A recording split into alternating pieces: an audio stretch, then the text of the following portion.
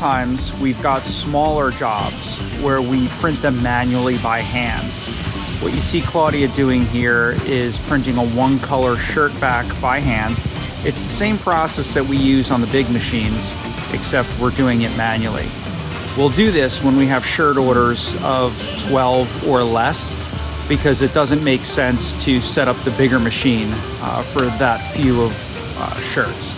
So here you can see we're going to lift that up, taking care to make sure that it doesn't smudge or pick up.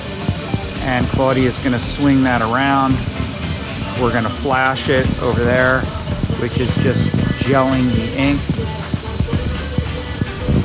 Make sure it's partially dry before we put it either for a second hit or into the main dryer. And that's the process of manual screen printing.